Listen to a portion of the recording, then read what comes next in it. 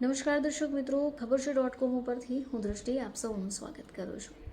મિત્રો, સ્વચ્છતા આપણે ફક્ત ઘરની કરીએ છીએ, ઘરના વાસણોની પણ કરીએ છીએ, પરંતુ એક એવી વસ્તુ કે જેને આપણે દરરોજ ઉપયોગમાં લઈએ છીએ, કદાચ એને ભૂલી જઈએ છીએ.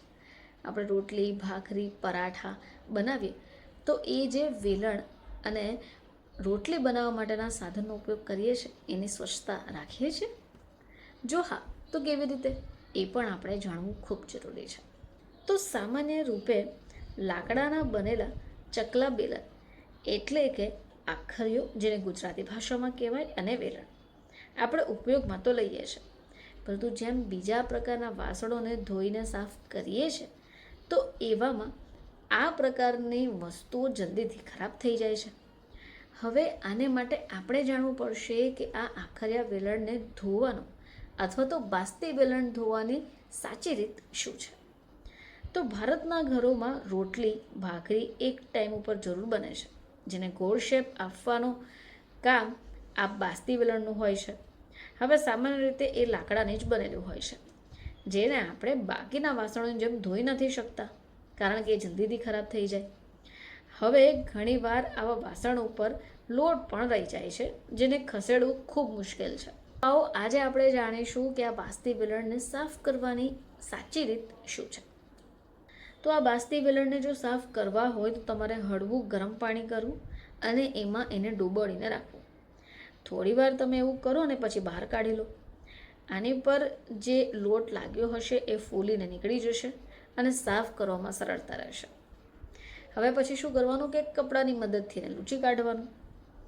હવે તમે લીંબુનો ઉપયોગ કરી શકો.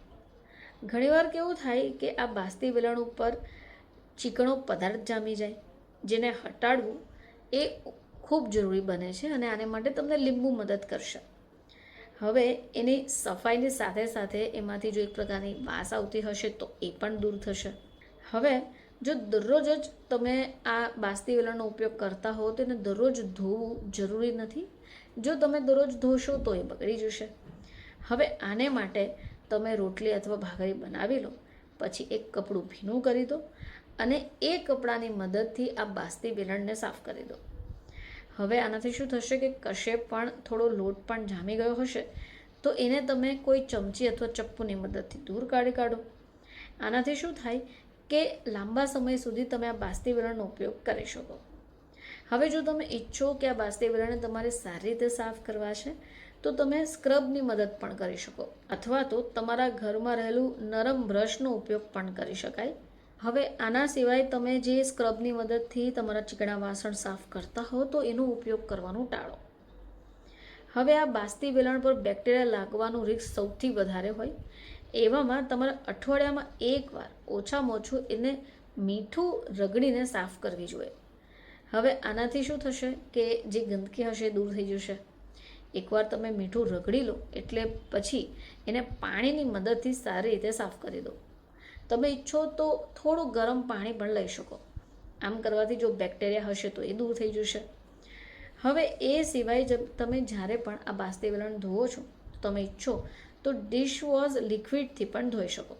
પરંતુ ધ્યાન રાખો કે જ્યારે તમે આવા પ્રવાહીનો ઉપયોગ કરો છો તો એ પ્રવાહી તમે યોગ્ય રીતે સાફ કરી લો. ફરીથી આપ સમક્ષ હાજર થઈશું, ત્યાં સુધી જોતા રહેજો ખબર છે .com.